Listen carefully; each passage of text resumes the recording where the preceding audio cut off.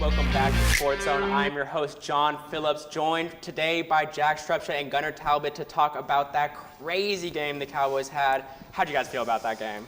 Feels like just about every game I've watched this season, right? Like Cowboys putting up 37, 40 points a game, defense giving up about 37, 40 points a game. Like all these games are instant classics that in I feel like 10 years we're going to look back on like that Ravens-Chiefs game. It was 51-54, but it's all happening in a season. Like there's back to back to back. But it was a great game for Dak. He's showing why he's a top 5 QB in the league this season.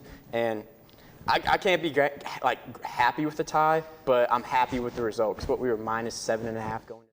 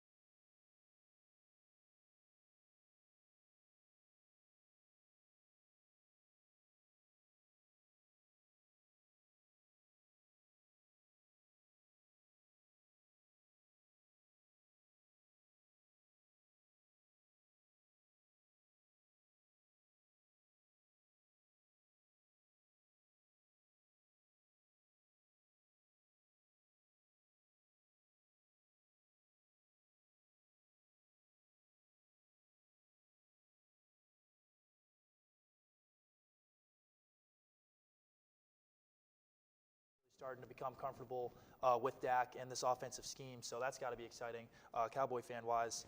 And, consistent, good running game. I think that will continue as long as the O-line holds up and they don't get any more injuries, but they're managing pretty well with that. I have to agree. Gunnar, what's setting out for you this season? So, like he said, I mean, you said you haven't really seen a team like this. Is this not what the Bengals were last year? I remember coming into this season, I was like, dude, I kind of see it as being like a poor man's version of the Bengals. We're not even we are the Bengals. Like, we are the worst offense, the worst defense and the best offense. And this game, like you said, how I see the season going, this team comes and goes how Dak goes. Right now, Dak is playing out of his mind, probably the best football he's played since his 2023, where he was second in MVP voting. So it's really, that's how the season's going to go. If Dak's playing good, the team's playing good. But if Dak doesn't have a good game, I see very bad things. Like, if Dak has a bad, like against the Bears, he didn't have the greatest game, and then from there, it was just downward spiral. You guys mentioned the Bengals. I think great quarterback, bad defense, kind of giving me mid-2010 Saints vibes even with Drew Brees. I mean, just those terrible defenses. Don't want to talk about it. Most of those Saints teams and those Bengals teams, none of them made the playoffs. Yeah, which doesn't look great for the Cowboys, but an important game in that is coming up against the Jets. How do you guys see that going? The Jets, you look at it, 0-4 team at the base, you're like, this could be a get-right game for the Cowboys. But, the Jets are 3 one-score losses by a combined 10 points from being potentially 3-1 right now. Obviously, Aaron Glenn, first-year head coach, their defense has not lived up to the expectations. Obviously, defensive coordinator from the Lions in the years past. But Justin Fields is playing good football when healthy. This could be a trap game. I don't know. Obviously, I do think the Cowboys are the better team and could and should win this game. But I don't know. They got to be dialed in for sure so the Jets don't surprise them. See, my thing with the Jets is we should be the Jets. They forced 1 turnover all year. They're the 9th highest team in penalties a game. They're the highest team in drops a game with 9 drops already. And they have, and crazy stat, Justin Herbert has played 25 games in his career that his offense hasn't scored 20 points. He's 0-25. Yeah, as a Bears fan, I live the Justin Fields experience, and that is not something you want as a fan. I think the Cowboys are definitely going to take this game. That's all the time we have for this segment. Next block, we'll be talking about Texas Women's University Soccer. Join us after this break.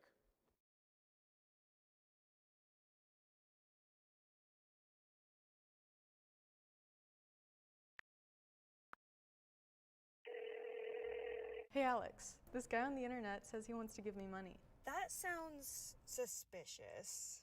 What do you mean? Typically, strangers who promise you money on the internet have their own best interest in mind. They often use bounce checks, which will disappear shortly after depositing, but not before they've asked for some money in return.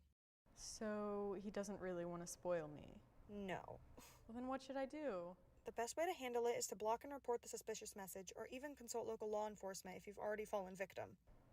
So I guess we aren't going to Key West for spring break. No. Are you tired of seeing the same old city? You want to learn something and go overseas? Then study abroad with one of many UNT Study Abroad programs. You can find a study abroad office right here at Markey Hall, room 145. My study abroad program left on me a great impression. We have a lot of different programs and it varies. We have faculty-led, affiliate, and exchange programs. When you're ready to leave for your study abroad program from UNT, you're going to go through pre-departure orientation and modules so that you are prepared. The power to turn the world into your classroom is right here at UNT with our study abroad programs. Take flight and take in charge of your education.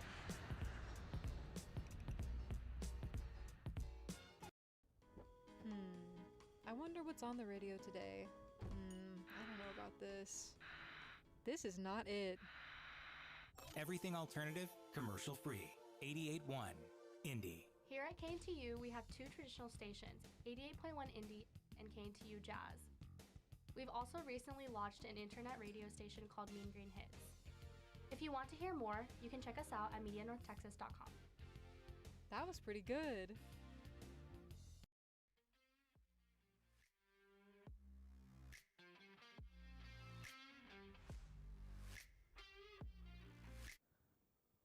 Welcome back to SportsZone, joined by Jacob Garcia and first-timer Lee Whitney to talk about Texas Women's University Soccer, our neighbors.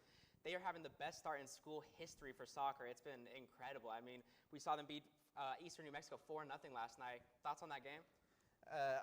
I'm just now getting the information now on the TWU Soccer game against Eastern New Mexico. In fact, according to the scoreline, the TWU Pioneers have been pounding the goal recently with 33 shots and 11 of them on target. And the one with the most goals is Aylin Olivieros. Two shots on target, sorry, but yeah. Those with the 4 goals are Bella Alfaro, Giselle Gutierrez, Erica Brilov, and Montse Bueno, the substitute forward in that game. Yeah, and 33 shots on target is insane. Jacob, you were there last night. I mean, was what'd you there. see? So 11 on target, 33 shots. First of all, shout out to our sisters off University for a great start to the season. Overall, just the whole vibe from start to finish was just domination. I mean, I feel like for maybe 5 minutes of the game, the ball was on TWU side. Other than that, they were just controlling the pace. They were just, getting shots on target. Eastern New Mexico didn't even have a shot off, let alone a shot on goal. So from just start to finish, domination. More than just a shot on goal. They didn't even fire a single shot because you know what I'm thinking right now? They may have had a couple of counterattacks going in, but all 4 of their defenders have been clearing every single time. TWU center back pairing is so incredible. I mean, Erica Brilov is one of the best center backs in the conference. It's insane. But like you were saying, the possession is just so dominated by TWU. They do not let opponents get a sniff of the ball at all. But in a game where the opponent did get a little bit of a chance, we had the 2-2 draw versus Midwestern, their first drop points of the season. But they battled back down to nothing, so that's good signs. What did you guys think about that game? Yeah, I was there doing the play-by-play commentary for that game, and what I noticed from that game in the first half, there wasn't a lot of activity going on, but within the first 45 minutes of the game, Midwestern fired with 2 goals, and then TWU on the other hand fired in some late goals, one by Alyssa Stryker and Giselle Gutierrez with the assists of Mia Thaxton and Brie Luna. Giselle Gutierrez is someone that we have to talk about. I mean, she scored in the last 3 games. She scored 3 games ago.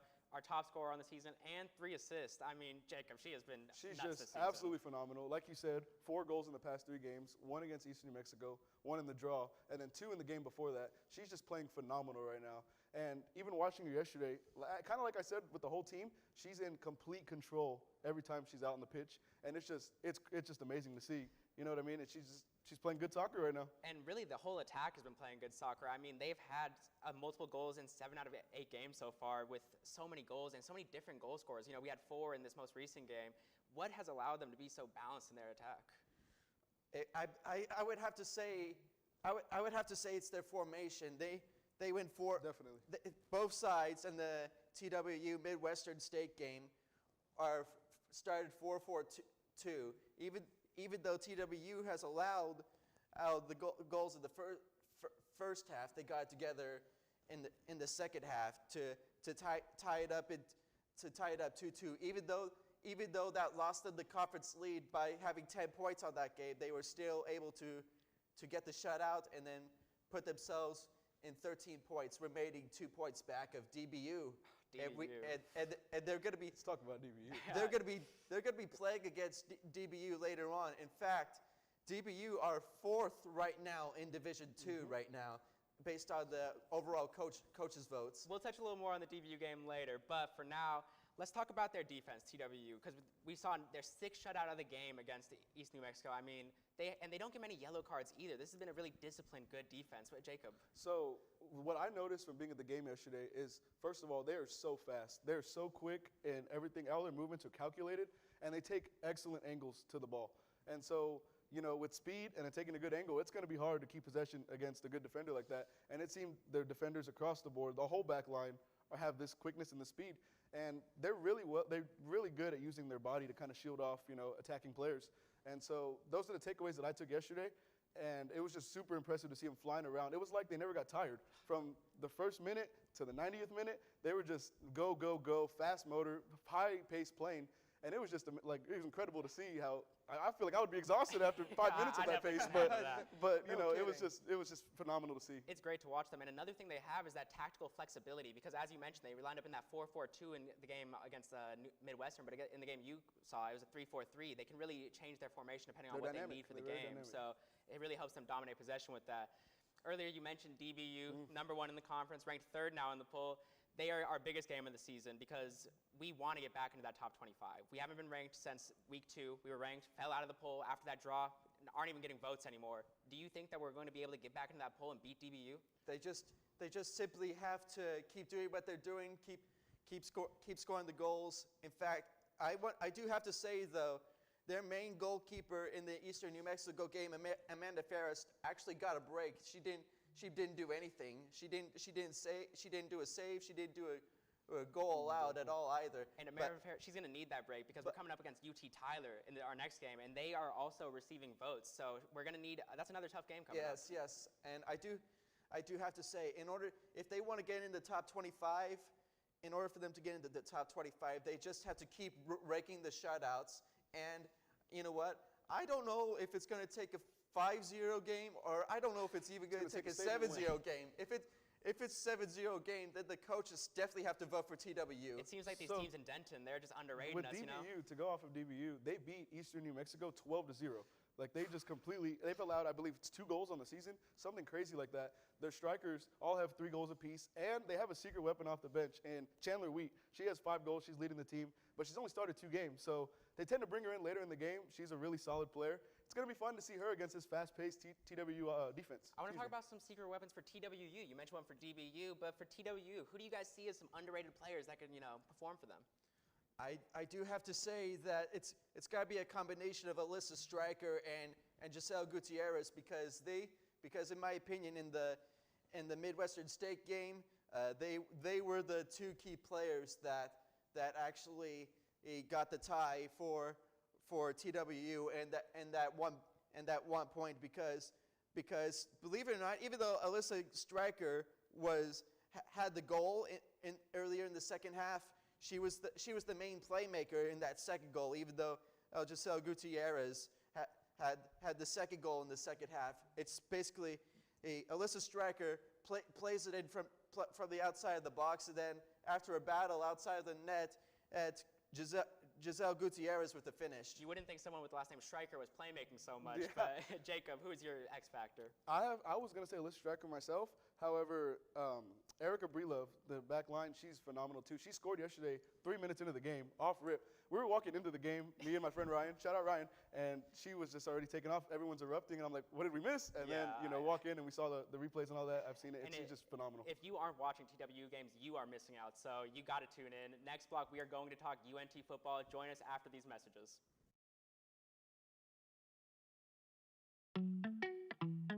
Craving something fresh, flavorful, and made just for you? Look no further than Avesta, your go-to destination for delicious, full-service dining experience. Dive into our customizable omelets, expertly crafted by our talented cook Jonathan, who guarantees every bite is perfection. All our dishes are handmade, prepared with only the freshest ingredients. Explore our assembly line where you can choose from any of our globally inspired dishes, or customize your plate. It's that easy. And let's not forget dessert. Indulge your sweet tooth with treats from Clark Bakery. With convenient payment methods including card or flex, it's the perfect dining spot for any occasion. Quench your thirst with our wide selection of drinks. Just hand your drinking card to our friendly waiter, and they'll bring your beverage of choice right to your table. When you're done savoring every last bite, our attentive staff will whisk away your tray. Enjoy the peaceful ambiance as you dine in, or use our takeout option for a meal on the go. Avesta. I use Flex to buy my favorite snacks. I use Flex to get me through my mornings. I use Flex at my favorite campus restaurants. I love how Flex is a cashless payment method and can be used at all campus dining venues. So, how do you use Flex?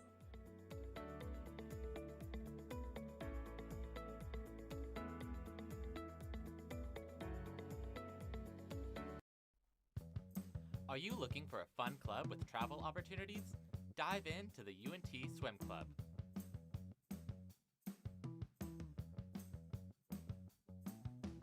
practicing Monday, Wednesday, and Fridays from 7 to 9 p.m. at the Pole Recreation Center. We accept members at any skill level.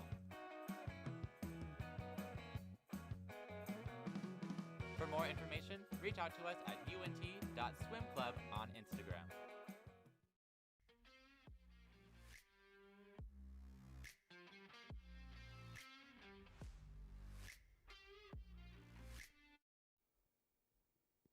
Welcome back to SportsZone. I'm your host, John Phillips, and this block I'm joined by Haley Stum and CJ Vasquez to talk about our Mean Green. Yet another win, 5-0. I mean, we played pretty well against South Alabama, don't you guys think? Oh yeah, I totally think so. I wouldn't say it was our best performance of the season. It had all the makings for a trap game, and it almost was, but they came through in the second half, and I think it was a well-needed wake-up call going into this big game against South Florida. Definitely, CJ. It was definitely stressful. Like she said, it was like a trap game. It felt like it. And just the way that South Alabama, scored first, I was like, oh no, like this is going to be one of those games. It's going to be a scary one. But, defense held out. They did better. And then offense, shot out and, finished the game. I mean, yeah, I was definitely nervous during that game. But the fact that UNT can even have trap games now after how we've been the past couple years is a big deal. But let's start with the best side of the ball for us, always offense. We always have to talk about it. This week, we're going to start about rushing the ball, though, not passing. Caleb Hawkins, I mean, what a star-making performance he had versus South Alabama. What do you guys think about that? I mean, personally for me, he's making a strong case as being the main running back one. Like, obviously, you had Mackenzie McGill being, the main one, but he's kind of been struggling a little bit. But with Caleb Hawkins, just, 16 carries, 140 yards, 2 touchdowns in that game. And, he's been rising ever since the Army game. And so with that, like, he's really solidifying himself as the main running back one for UNT. Haley, do you think Mackenzie McGill should stay at that RB1 spot, or do you think Caleb Hawkins is taking it? That's an interesting question because I feel like Caleb Hawkins has already become the lead back. The thing with Morris's offense that he likes to orchestrate is he likes to rotate backs. And if you look at the depth chart, there are 4 guys listed in bold. It says or. They don't have a guy that they're starting him on offense. However, when we saw after the Army game how much more they went to Caleb, not even from a running standpoint, from also a receiving standpoint. After this game against South Alabama, he emerges the leading rushing touchdown scorer amongst all freshmen in FBS, which is really impressive. I remember Coach Morris told us in the press conference that after they got home from West Point, he talked to his 10-year-old son, Jack, and he always talks to him about the game, and he said, Dad, how many carries did Caleb Hawkins have? And Morris goes 13. And he goes, well, you should probably give him the ball more than 13 times. And I think they did in South Alabama. And to your point, I know you said they made a case. The case has already been closed, and I think he is the lead back. I agree. I think we need to get Jack in the offensive coordinator booth maybe with that kind of call. But the rushing game was really great, but the passing game wasn't as strong as it usually is. Messmaker had a efficient game, no turnovers, but not a ton of yards, and no real receiver won that game. I mean, do you guys think that this lack of a wide receiver one could maybe hurt us deeper into the season? Personally, I don't think that it's going to hurt them in the long run. As long as you have guys you have on your team, you have pieces, I think you're going to be fine. Like guys like Miles Coleman, Landon Slides, and Wyatt Young, as long as they're rotating, they're still catching the ball. Like I've had yet to see a problem of them fumbling the ball. I mean, I could be wrong. But right now, like with them rotating, it's just fine. Like they're gonna get the job done, and everything will be okay as them as a unit on the wide receiver front. That's fair. It's definitely worked so far against a team like USF. Do you think it's gonna continue? I think it will, and I don't think Morris, ever since they've been here, has ever had a wide receiver one to go to because they've had so many different kinds of receivers. Wyatt Young's more of that athletic guy that's going to make some really good contested catches.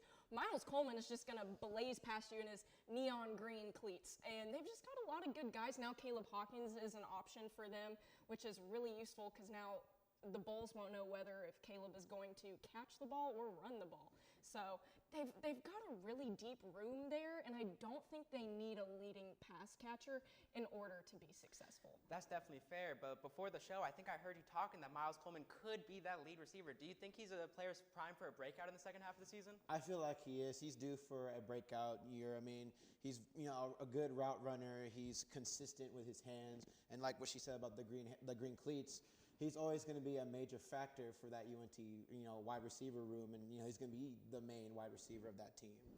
Haley, any players that you think are getting underrated, X factor for UNT? Yeah, for me, it's going to be on the flip side of the ball, and it's going to be the junior linebacker Ethan Westlowski. He's a 3-year starter, and I feel like has really emerged under the new defensive coordinator, Skylar Cassidy. He's got 4 tackles, all solo, a tackle for loss, a pass breakup, and an interception in their 36-22 win over South Alabama. His interception was the first of his career, so he's emerging at the right time, and he's now the only UNT player and one of 7 players nationally to have an interception, a forced fumble, and a fumble recovery this season. So he's doing it all. He's part of a great trio of linebackers that we have going that has proved that this defense can contend with a lot of big names. So I'm going to go with my guy Ethan from McKinney. That's a really good pick. I also am picking someone from the defense. I'm picking Devon Armstead because he came over from Sam Houston State with Coach Cassidy, and he has been really good in that secondary. You know, he had that sack against South Alabama, and he had a pick against Army. He's been really good for that defense, and the defense in general has really stepped up under Cassidy. We saw that against South Alabama. Bishop Davenport, their quarterback, under 200 yards. I mean, CJ, what's the defense showing you so far? Resilience. They're just nasty. They are nasty. They're going after the quarterback, and they're making splash plays after splash play. It's truly amazing to see what the defense was last year, where there was a lot of frustrations, to this year with Cassidy under center, being the coordinator. It's been amazing for the defense. Yeah, it's been incredible. You know, we talked about the linebackers, we talked about the secondary. Haley, how's the pass rush been this season? I think it's been awesome. You're seeing the points dwindle down when the issue last year was not the scoring points, just giving up more than what we were scoring. And I think they've been awesome up front, especially. They've really locked down and put a lot of pressure on these quarterbacks, and they're going to need that against this 26th nationally ranked team in the South Florida Bulls coming to town. Yeah, we have to talk about that. You know, it's 2 weeks away, but we have to talk about USF, the biggest game of our season. They're ranked 26th. Like you said, we're also receiving votes, both up in there. How do you see that game going, CJ? It's going to be a neck and neck game. Goodness gracious. I think it'll come down to at least a field goal attempt. It's going to be, like I said, it's going to be a close game. And just the way that they're playing, and they had wins against Florida and Boise State. You know, they got beat by Miami, but that's okay to say, like, oh, I got beat by number 4 ranked Miami. That's okay to have in your resume. So it's going to be a challenging game, I would say the least. Yeah, Florida beating Boise State. I mean, what a resume. Haley, how do you see that game going? I'm going to second your statement on this is going to be the most important regular season game for North Texas in a long, long time. There's been a lot of conversation about whether this game is going to earn them a top 25 spot. I think there's a difference between will it and should it, because they're very touchy to put a G5 program in that top 25. I know like Notre Dame's still in there with a 2-2 record, but they usually consider those Power 4 conference schedules that they carry a little bit more weight.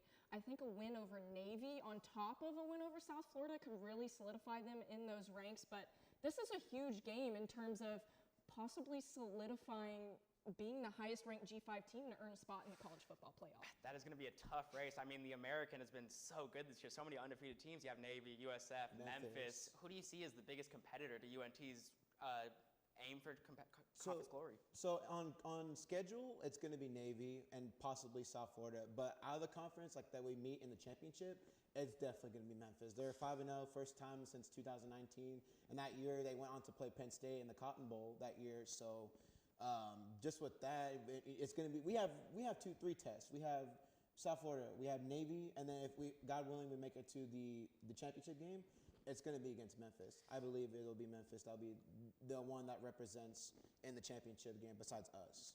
Haley, who do you think is in that championship game? I'm going to echo what CJ said. Out of conference, not on our schedule, is going to be Memphis. Actually, our conference schedule has the makings to really a clear path to the conference championship. You don't have Memphis. You don't have Tulane on your schedule, which is also going to be a really tough game anytime you play them.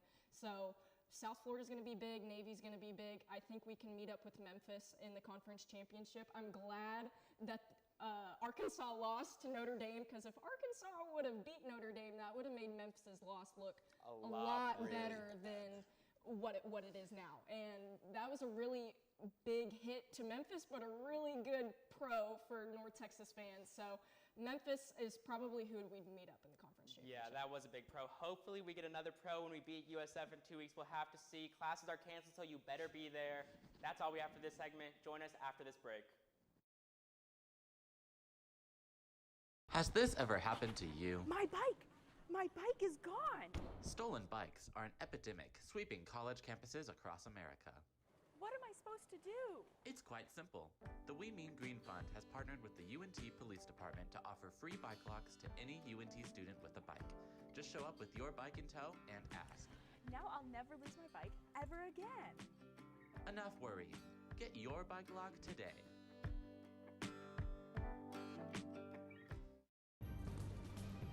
Months in the depths of NTTV studios.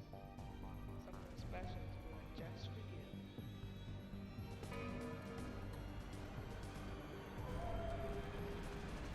Hey ghouls and goblins, NTTV News is having a special Halloween segment this October 31st. We're also covering 31 days of Halloween in Denton. You don't want to miss it. It's going to be spooktacular.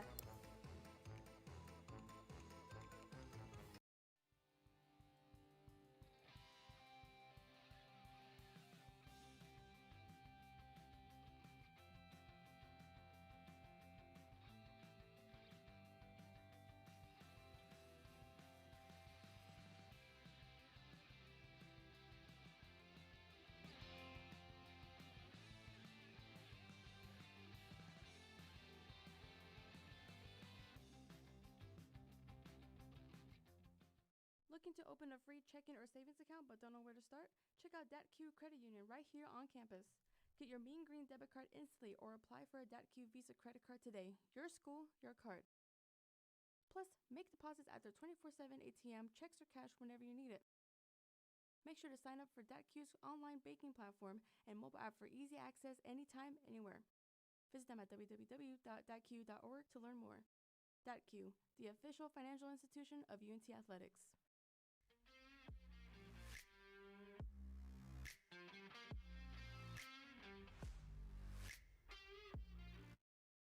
Welcome back to SportsZone. The WNBA Finals are starting, and Eli Thomas and Bowie Devlin are here to join me to talk about them. But before we get into the series itself, we have to talk about Napheesa Collier. She got injured in Game 4 against Phoenix Mercury in what some are calling a dirty play, and then made a lot of comments about the commissioner of the WNBA. Eli, what did you think about those comments? I mean, for me, starting off with the dirty play, as much as I love Fee, I really love Fee, but it wasn't a dirty play, you know. She was just making a hard playoff foul.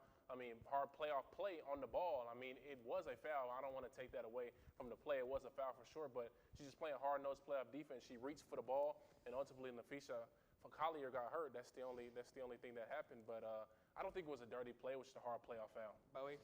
In my opinion, both of them are going for the ball in the heat of the moment, like 20 or something seconds left. It's a tough play. Got to go for it. Don't get injured. It was not a personal tackle or anything like that. Injuries happen, mistakes happen. Yeah, and we all wish the injury didn't happen. But to go back to your point about the commissioner as well, when you have a player, right, a player in Napheesa Collier's caliber, right, she goes in the press conference, she gives those takes about a player that's big in the WNBA, that has a big program, a big brand in the WNBA, and you have players speak out and say that she's 100% correct. You have Caitlin Clark, Paige Beckers, every player. Because for those that don't know, Napheesa Collier said that Kathy Engelberg told them that they should be thankful for the WNBA, that they gave them the opportunities to get the advertisements, even though Caitlin Clark was making more money pre-WNBA. But to see someone so brazenly come out against the commissioner, even if she is right, it's just shocking to see. And I'm going to give a take, right? Angel Reese also went to Twitter and said that no words, like she's 100% correct. And in my opinion, I think she should resign, right? I think that the commissioner should step down because, like I said, when a player of that caliber, when multiple players come and, like you said, Caitlin Clark said no comment, right? So players don't even want to speak. And they're saying that it's 100% justified that she's saying that. She should resign. She should quit. She should step down. I absolutely agree. And it's not even just this. She's been dragging her feet on expansion in the WNBA a little bit. And I think she's overall one of the worst commissioners in Major League Sports. I agree. But it's time to talk about the finals. Phoenix Mercury versus Las Vegas Aces. Bowie, let's start with the Phoenix Mercury. They've come back against two favorites, I'd say, New York and against Minnesota, and they are in the finals now. I mean, what do you think about them? I just think that they play that gritty fight from behind, you know, with people like Satu, Kaylee Copper, Alyssa Thomas. They make that happen. That's the reason why they're here in the first place.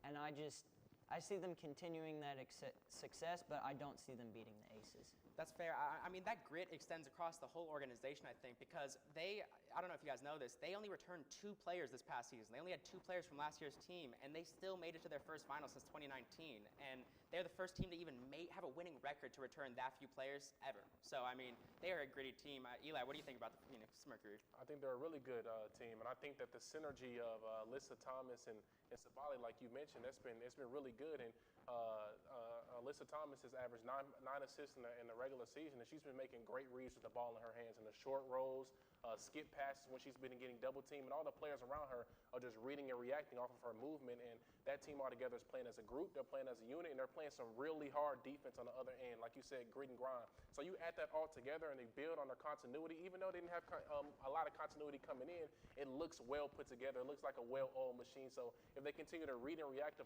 what their best player, Alyssa Thomas, is doing on that end of the floor, and they play with that grit and grind on the other side of the floor, then they'll continue to win playoff games. Yeah, I mean, I think Alyssa Thomas is a big part of why they feel so cohesive. The MVP, you know, she was getting MVP shouts, and she is a playmaker. She's someone who can connect the team, and you really see that when the Phoenix Mercury play. And on defense, she's also a hard-nosed defender, and you see that in their identity. I think she really leads the team. And you mentioned Kalia Cooper, another one of their big 3, and she has also been really good this season. I mean, I don't know if I agree with you that they can't beat the Aces, but they're gritty. They're gritty. Let's talk about the Las Vegas Aces. I mean, the real favorites coming into the finals. Let's be real. You know, they're the big favorites. They have the best player in the league, Asia Wilson. I mean, can they be stopped?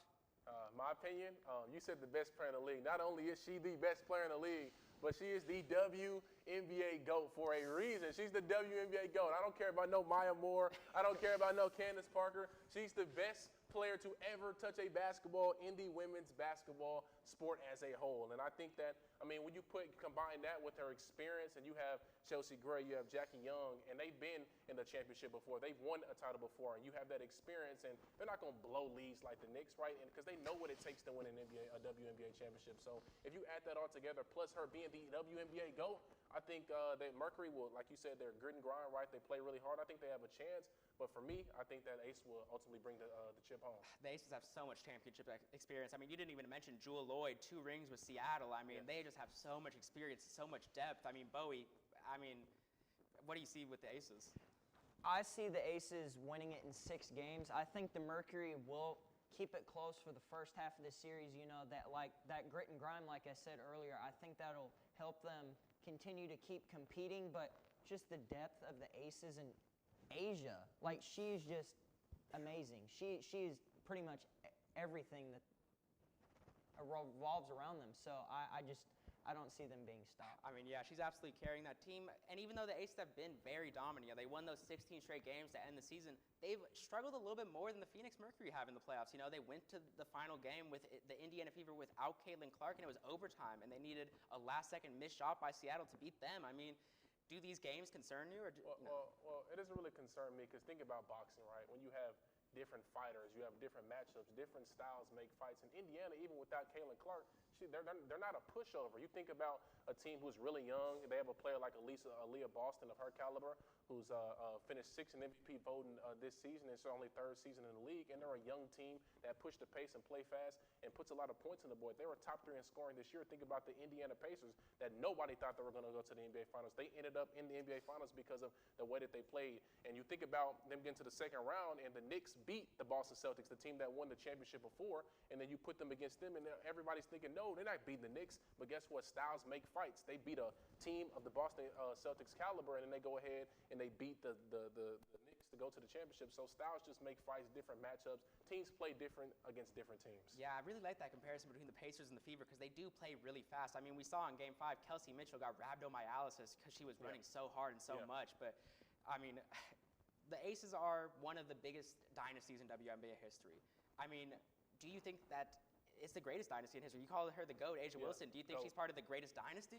I think she's a part of the greatest dynasty, because when have we ever seen a team go to compete for this many championships in this many seasons. The WNBA hasn't been around for a long time, so a player of that caliber with the GOAT on their basketball team, it's not a lot of players in the WNBA that can say that. We see a lot of players coming in that might be able to say that in the future, like Beckers, like Caitlin Clark, like Juju Watkins. Well, those players are coming in because there's more exposure, there's more talent coming into the WNBA. But now, as we're looking at right now, you got Chelsea Gray, you got Jackie Young, you got some players that you guys mentioned, and you put that all together with Aja Wilson. I think that it's the best dynasty that we've seen, especially if they get it done this year. Best player, best dynasty, best coach, Becky Hammond. Hammond. They have so many good pieces. Yes, for sure. Oh, Becky Hammond, one of the best coaches in the league. What do you think about this dynasty? I mean, I just think that, you know, everything that they've been doing recently and just their success right now, it's pretty much unstoppable.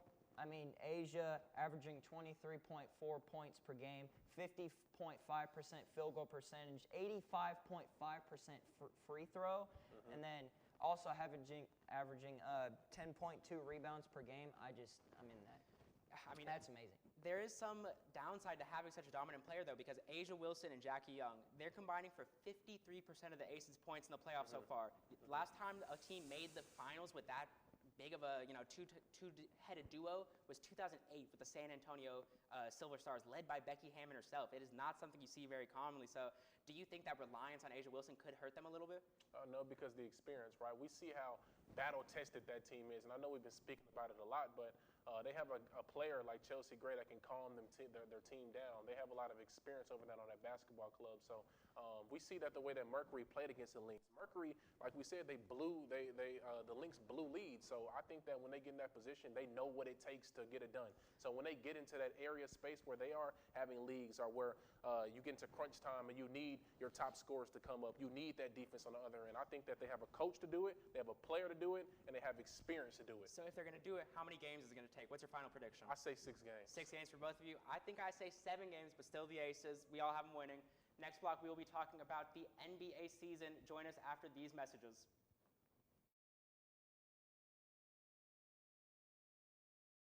There's no harm in wanting to have fun while in college, but it's easy to lose track of how much you've had. Apps like Drink Control and Alkadroid can help keep track of your consumption and blood alcohol levels. If you or someone else does drink too much, the signs of alcohol poisoning are as follows: pale skin, vomiting, confusion, low body temperatures, irregular breathing, blacking out, and is hard to wake up or cannot be woken up. Dude, are you okay? Hey, what's wrong? Wake up. It's an exciting time of year, but it's important to be responsible. If you suspect someone is suffering from alcohol poisoning, get help immediately. You will not get in trouble for seeking help if you are underage. For more info and resources, go to UNT's Division of Student Affairs. Are you tired of seeing the same old city? You want to learn something and go overseas? Then study abroad with one of many UNT Study Abroad programs. You can find a study abroad office right here at Markey Hall, room 145. My study abroad program left on me a great impression. We have a lot of different programs and it varies. We have faculty-led, affiliate, and exchange programs. When you're ready to leave for your study abroad program from UNT, you're gonna go through pre-departure orientation and modules so that you are prepared. The power to turn the world into your classroom is right here at UNT with our study abroad programs. Take flight and take in charge of your education.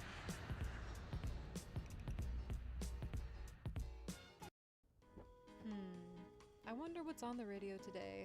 I don't know about this. This is not it. Everything alternative, commercial free. 88.1 Indy. Here at KNTU, we have 2 traditional stations, 88.1 Indy and KNTU Jazz. We've also recently launched an internet radio station called Mean Green Hits. If you want to hear more, you can check us out at MediaNorthTexas.com. That was pretty good.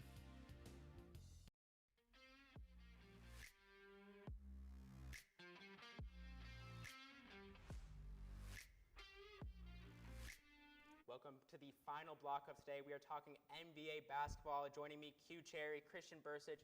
The NBA preseason started today, but we don't care about that. We're talking off-season, we're talking regular season. Let's start with that off-season. This off-season was one dominated by the restricted free agents. You know, a lot of them held teams hostage. I mean, looking at those deals, any of them you liked or disliked? liked, I like Josh Giddey. I think Josh Giddey is deserving. He's out of the three you've listed, he's the most deserving out of those three. It'd be Josh Giddey, Cam Thomas, and Jonathan Kuminga. That's fair. I mean, I don't know if I'd say any of them are deserving about it. Christian, how about you? Yeah, I do not think that Cam Thomas in any way is more deserving of any money than Jonathan Kuminga. I think that the Nets made one good decision this summer, and it was to say, heck no, Cam Thomas, we are not giving you that money, because he is not deserving of a max contract, and that's what he's saying that he deserves. He's not getting a max contract from any team in this league. Jonathan Kuminga, I could afford to pay him $20 million a year, but Cam Thomas, I'm not paying $20 million a year to someone who doesn't get on the floor? You want to play? Guys should get on the floor. I mean, Cam Thomas and Kuminga. Cam Thomas, he can score the ball, but when it comes down to playoff basketball, I want to see him defend the ball one time ever. And speaking of that, Josh Giddey, you said that was a good deal. I'm an OKC Thunder fan. I can talk about Josh Giddey. Can't shoot the ball. He can't drive the ball. He can't play defense. What can he do? He can pass the ball, and that's it. That's cool on, like, the blacktop. You know, I drafted him in a game 21 on the blacktop for sure, but he did not deserve a deal. And the only free agent that did deserve a deal didn't get one. And Quentin Grimes, I think he was by far the most winning and best player of the restricted free agents, and he got a qualified offer. I mean, that was crazy to me. How about you guys? But I like Quentin Grimes, especially his base in NBA 2K. He definitely should have got a higher deal. But Josh Giddey, disrespect. I mean, he almost dropped a quadruple double. Yeah. In April basketball. That's when he can play. He can play when the stakes are low, when the games don't matter. No, I think that when you look at Josh Giddey, like, as a Thunder fan, I understand your takes. But this year on the Bulls, month to month, you look at his stats, he was just on an upward trend. He got so much better throughout the year. End of the year shooting like, what, 33% from three? Like, that's below average still. But compared to his Thunder days when he was 29, 28, I mean, fair. We'll take it. And he was the primary ball handler for the Bulls. I think what it boils down to the most is Kobe White playing the point guard position is not much of a point guard. So they need a non-point guard position player that can run the offense like that, and Josh Giddey is perfect for that in Chicago. He's perfect for what they want to do, which is win 30 games. I mean, they want to continue making the play, and they are going to do that with Josh Giddey. The only diss I'll accept for Josh Giddey is how he does offense. I mean, he goes in circles 5 times, gets to a bucket. Reminds me of Pascal Siakam back in the day, Beyblade. I mean, you know what? Siakam just led his team to the finals, though, so maybe it works. Yeah, Eastern Conference MVP.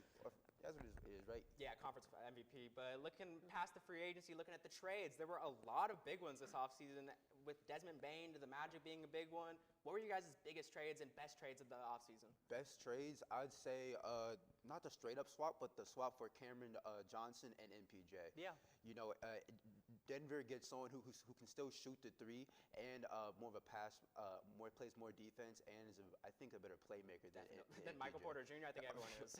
I mean, I think the only L that I think the Nets also get like a cool little W in the fight they'll get between the ball with Cam Thomas and MPJ. Got to see who can chuck up 20 shots the fastest. Yeah, that Nets team is one of the worst I've ever seen built. I mean, they drafted 5 point guards, and none of them can shoot this draft. I mean, just so terrible. But what about you? Any good moves? Yeah, I mean, back to the MPJ trade. That's why it's such a good trade for the Nets. If you're you can't put it out there publicly that you're tanking, but when you make trades like this, but you're like, oh well, it could go well. But we all know that's a tank fest move, if you ask me. But other trades, I think that although it might not be the best trade in terms of quality-wise, I really was a huge fan of Damian Lillard back to Portland. Now, again, not because of basketball reasons, but just because I love Damian Lillard as a player, and that it was clear from his comments to the media that he was unhappy in Milwaukee and that Portland was his home. So I'm glad that he'll get to go and hopefully finish his career. Hopefully they don't stab him in the back and trade him, but I would love to see Dame finish his career there. So I like that trade a lot. I'm getting PTSD flashbacks seeing Dame in the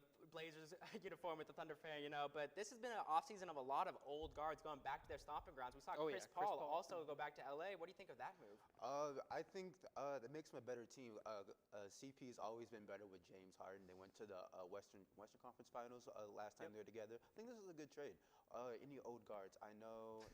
Nah, that's the only old guard I know. I think Russ is projected to go to Bradley the Beal.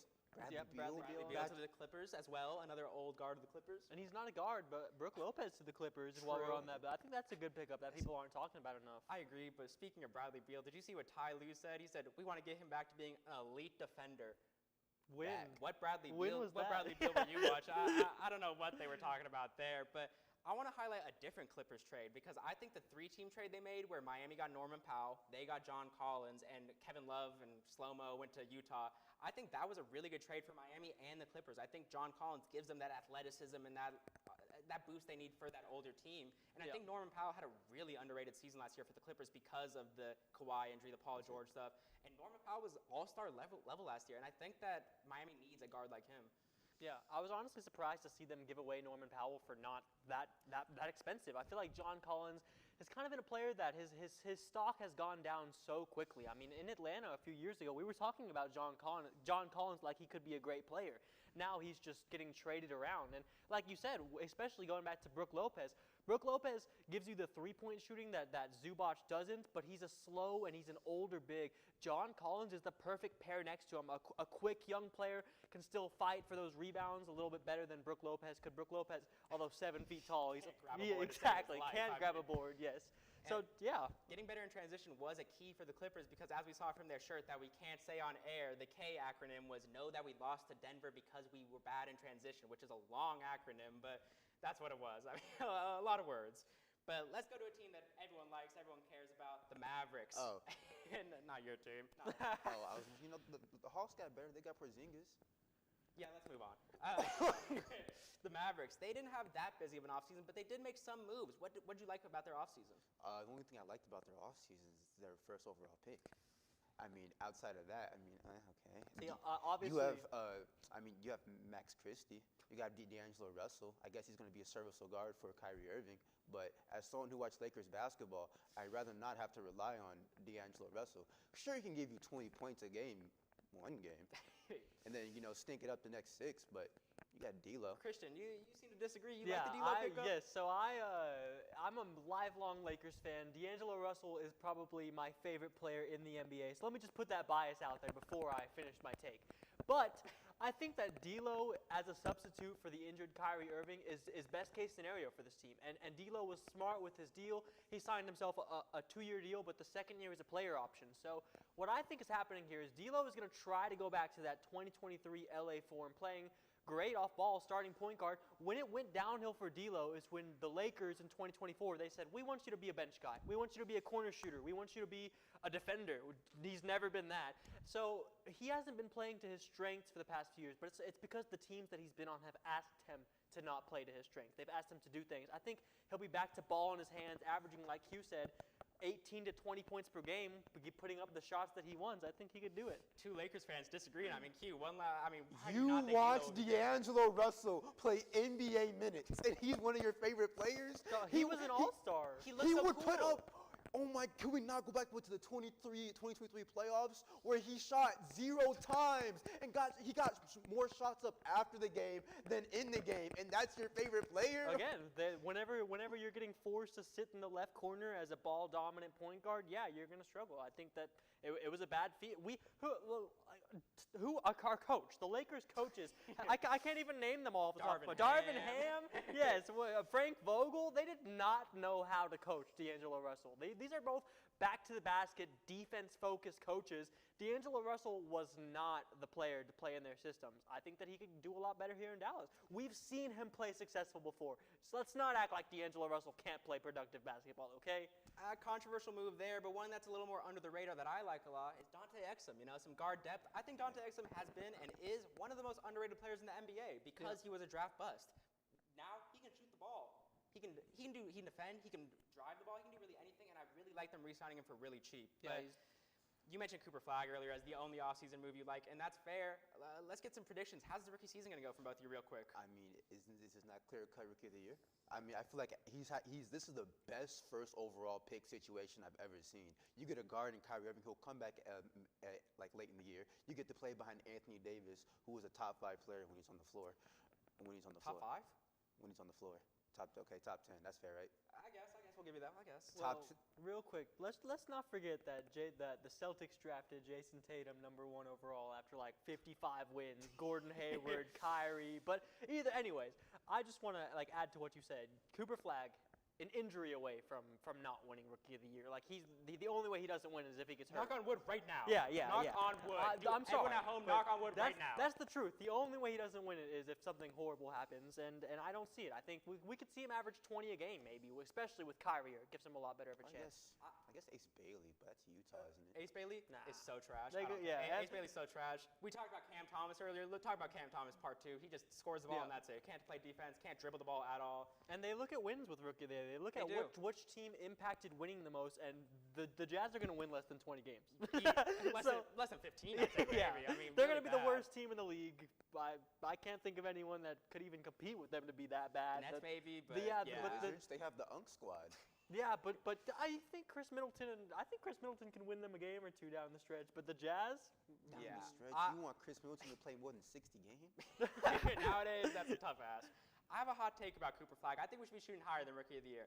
I think he's going to be better than Wembanyama was his rookie year. I think that Wembanyama with his shot diet was a little bit inefficient his rookie year and wasn't contributing to winning as much as he could have with his defense. And I think Cooper Flag is going to be almost that same level defensive player, and he's just going to be I think he's going to be one of the best rookies we've ever seen in the NBA. Q, you disagree? No, I don't. You scared me. When you said a step higher than Rookie of the Year, I was like, is he going to say MVP? Defensive Player of the Year, maybe? I mean, heart dropped to my butt. I cannot lie to you. I think that Wemby just had so much going for him. Like, he was a LeBron-level prospect. And, like, yeah, we're talking about Cooper Flag being fantastic, but we're not saying he's a LeBron-level prospect. I think that the story is just not there. Wemby had everything going from he had the votes before he even played a game, you know? That's definitely fair. Final record predictions right now go. How many games are the Mavericks winning? 40 to 50. In between 40 and 50. That seems fair. Okay, yeah, Christian? I was going to say 47, so I think he's on it. I'm going to say 60 games because I trust our Mavericks. Join us next week on Tuesday and Thursday for SportsZone. I've been your host, John Phillips. Have a great day.